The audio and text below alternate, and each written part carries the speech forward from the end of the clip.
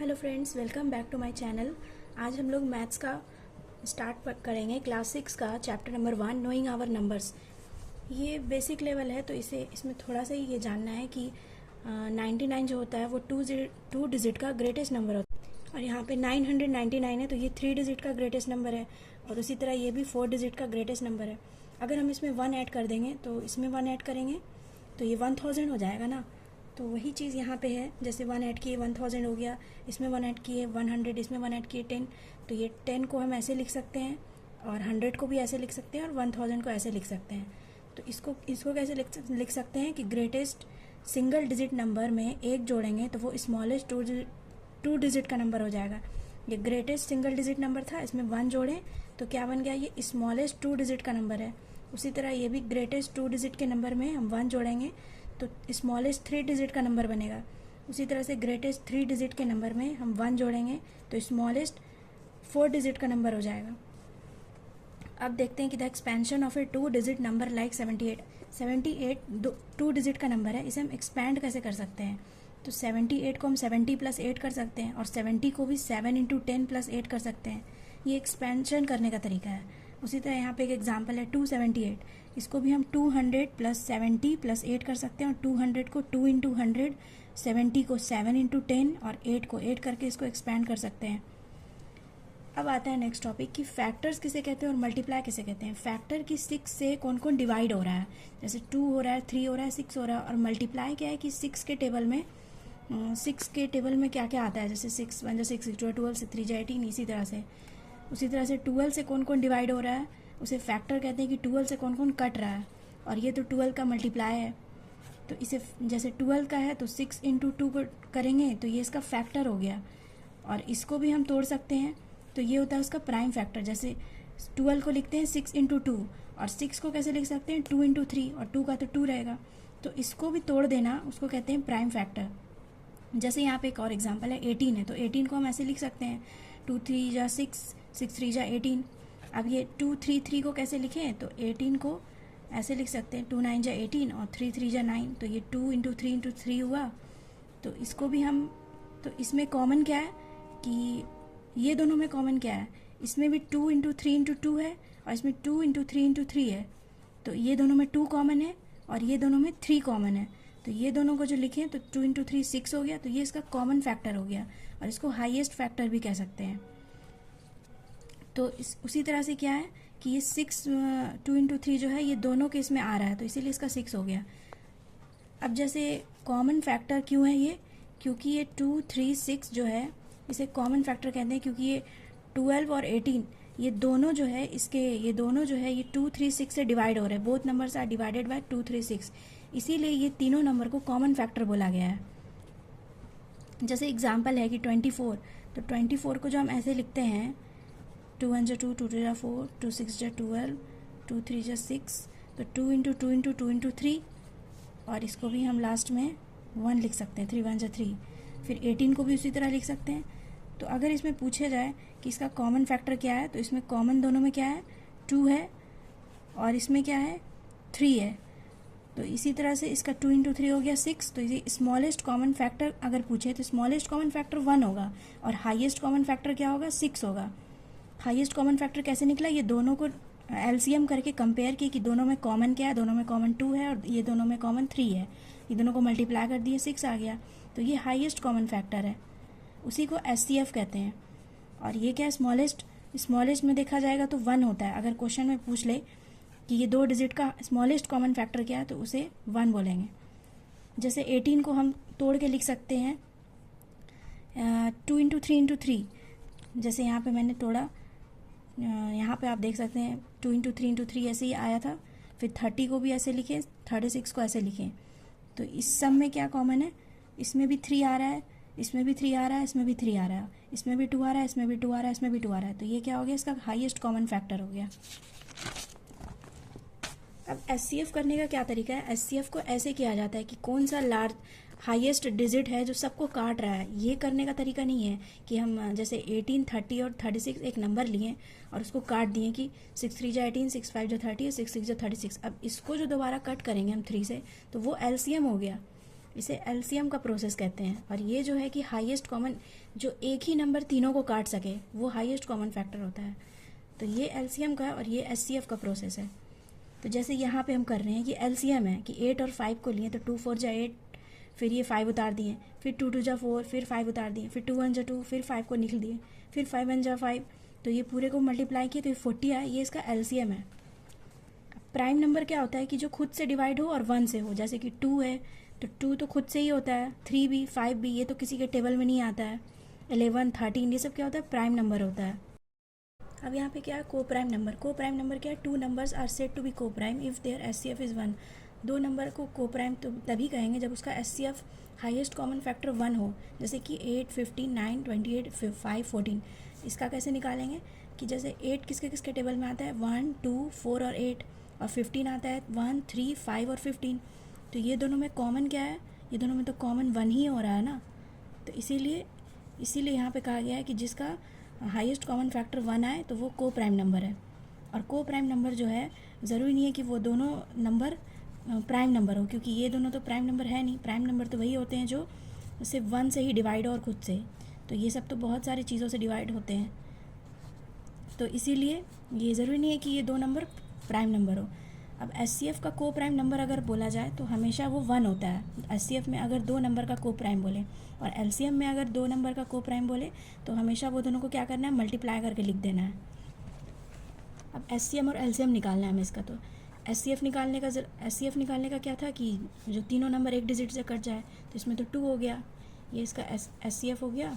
और ये तो इसको एलसीएम में तो पूरा काटना है, तो ये इसका 12 हो गया कि 2 1 जा 2, 2 2 जा 4, 2 3 जा 6, फिर इसको काटना है 3 से, तीनों को मल्टीप्लाई कर देना है 2 इंटू 2 इंटू 3, तो ये इसका एलसीएम हो गया। अब कभी भी क्वेश्चन में आए कि find the least number exactly divisible by 12 15 20 27, तो लीस्ट नंबर जब भी पूछे एग्जाम में तो इसका मतलब है कि ये एलसीएम का बात हो रहा है, तो हमें इस सब का एलसीएम कर देना है। तो एलसीएम करके और ये जितना आया उसको मल्टीप्लाई करके, तो उसका टोटल नंबर होगा 540। Find the least number exactly divisible by 8 12, इसमें भी लीस्ट नंबर है तो इसका भी एलसीएम निकालना है, फिर इसमें भी सबका मल्टीप्लाई कर देना, तो इसका आंसर 72 आएगा। इसमें पूछ रहा है स्मॉलेस्ट नंबर डिविजल, स्मॉलेस्ट पूछे या लीस्ट नंबर पूछे, वो दोनों का मतलब एलसीएम होता है।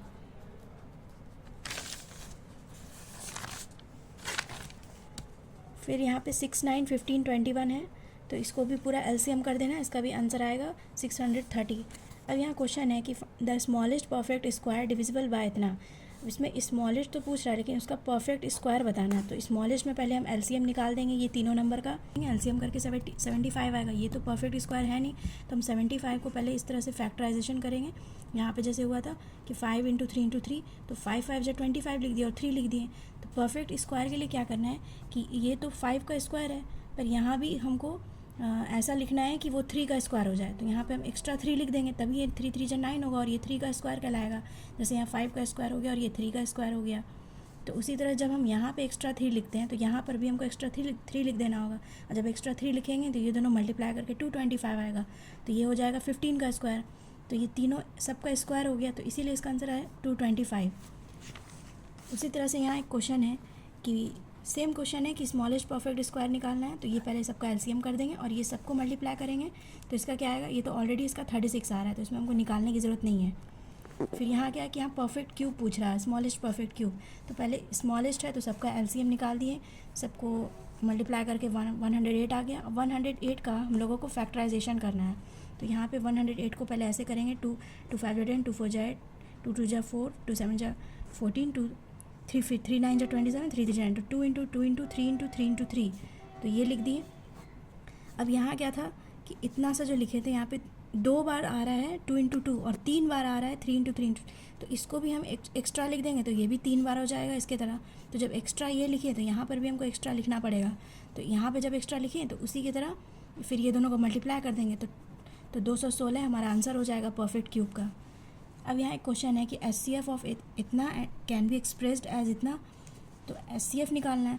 तो पहले क्या करना है कि 65 और 117 का एचसीएफ करेंगे, तो ये दोनों को जो है एचसीएफ जो करेंगे तो ये दोनों किससे कट रहा है, ये दोनों में 5 इंटू 13 करेंगे, तो ये इस 13 के टेबल में ही आता है ये दोनों, कि 13 5 जा इतना और 13 9 जा इतना।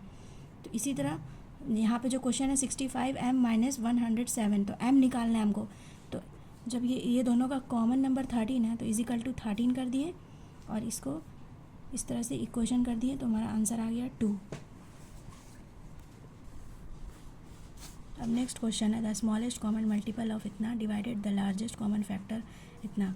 स्मॉलेस्ट में एलसीएम निकालना है और उसको एचसीएफ से डिवाइड कर देना है। तो पहले इतने नंबर का एलसीएम निकालेंगे, फिर ये सबका आएगा 180, फिर ये इतने नंबर का एचसीएफ निकालेंगे। तो यहाँ पे एचसीएफ निकाले हैं तो इसका तो एचसीएफ मतलब जो तीनों से कट जाए, तो 3 तो तीनों से कट रहा है तो इसका 3 ही होगा, इसको दोबारा करना नहीं है। तो इसमें बस 3 लिख दिए। तो यहाँ पे 180 आया था और इसको डिवाइड करना था लार्जेस्ट कॉमन फैक्टर से, तो 180 को 3 से डिवाइड कर दिया तो इसका आंसर 60 आ गया। अब किसी तरह क्वेश्चन आता है कि एलसीएम ऑफ इतना बटे एचसीएफ ऑफ इतना। तो पहले हम इसका एलसीएम निकालेंगे, फिर इसका एचसीएफ निकालेंगे। तो एलसीएम में हमारा आएगा 72 और एचसीएफ में जो तीनों से कट जाए तो लास्ट में 2 से कट रहा है, तो 3 × 2 हो जाएगा 6 आएगा। तो इसमें आया था 72 और ये आया था 6, तो 72 को हम यहाँ 6 से डिवाइड करेंगे तो आ जाएगा हमारा 12 आंसर। एलसीएम निकालने का एक फॉर्मूला है कि जब भी एलसीएम निकालें, जैसे 2/6 या 3/12 आएगा, तो इस तरह के क्वेश्चन में एलसीएम निकालने बोले तो न्यूमरेटर को हम लोगों को एलसीएम कर देना है और डिनोमिनेटर को एचसीएफ कर देना है। और इसी तरह जब एचसीएफ निकालने को बोले इस तरह के क्वेश्चन में, तो न्यूमरेटर का एचसीएफ करना है और डिनोमिनेटर का एलसीएम करना है। और एचसीएफ इंटू एलसीएम जो होता है वो ए इंटू बी होता है। ये आगे क्वेश्चन में समझ में आएगा। जैसे यहाँ एक क्वेश्चन है एचसीएफ ऑफ 2 नंबर इज इतना एंड देयर एलसीएम इज इतना, if one of the number is इतना then second number is. 2 number का एचसीएफ इतना है और 2 नंबर का एलसीएम इतना है, तो एक नंबर अगर इतना है तो दूसरा नंबर क्या होगा। तो यहाँ मैंने 2 नंबर का पहले इतना लिख दिया, ये वाला फॉर्मूला यूज़ करना है हमको। तो ये 2 नंबर का 35 हो गया, फिर 2 नंबर का एलसीएम 525 हो गया, फिर एक डिजिट 175 दिया तो इसको बी मान लेंगे। तो बी को इस तरह से कैलकुलेट करके हमारा आंसर आएगा 105। उसी तरह से यहाँ भी सेम क्वेश्चन है कि ये दो नंबर का 12 है एलसीएम एचसीएफ और 2 नंबर का 720 है एलसीएम। तो एक नंबर 60 दिया हुआ है तो दूसरा निकालना है, तो 12 इंटू 720 इंटू 60 और बी निकालना है। तो बी को भी इस तरह से कैलकुलेट करके 144 आएगा। The HCF of 2 number is इतना एंड द एलसीएम इज इतना, if one of the number. इसमें भी वही सेम क्वेश्चन है कि 2 नंबर का एचसीएफ इतना, 2 नंबर का एलसीएम इतना, एक नंबर ऑलरेडी दिया हुआ है तो बी निकाल देंगे हम कैलकुलेट करके, इसका आंसर 300 आएगा। एलसीएम जो होता है वो हमेशा डिविजिबल हो जाता है एचसीएफ से। फिर क्या, the HCF of 2 number is 8, which one of the following can never be their LCM.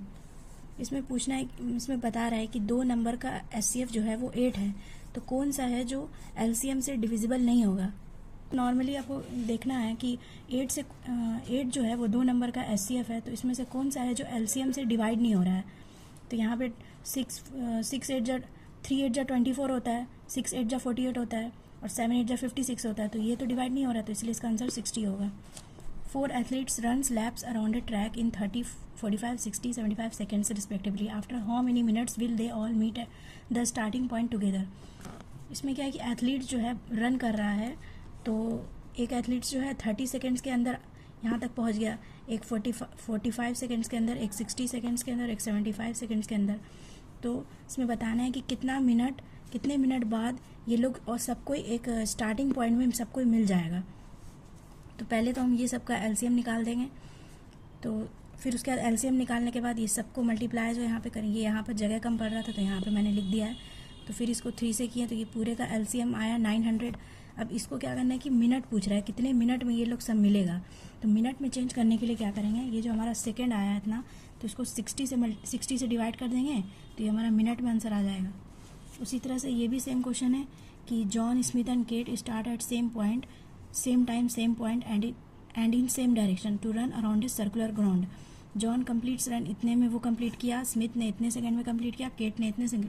तो कितने टाइम बाद वो लोग मिलेंगे स्टार्टिंग पॉइंट में फिर से। तो फिर इसमें हम लोगों को इसका और इसका एलसीएम निकाल लेंगे। एलसीएम निकालने के बाद हमारा 1500 सेकेंड आएगा और इसको फिर यहाँ पे बोल रहा है कि कितने टाइम बाद, तो इसको फिर हम मिनट में चेंज करके 60 से डिवाइड करके इसका आंसर 25 आएगा, 25 मिनट। अब एक क्वेश्चन है कि ए रूम इज इतना मीटर लॉन्ग एंड इतना metre wide, what is the largest square tile that can cover the floor without cutting. बिना टाइल को काटे वो पूरा कवर कर लेगा इतने मीटर लॉन्ग रूम में और इतने मीटर वाइड रूम में। पूरा टाइल इसको कवर कर लेगा बिना कट किए। तो इसमें हम उसको क्या करना है, SCF निकालना है। 15 और 20 का SCF निकालेंगे तो इसका क्या आंसर आएगा, 5 मीटर।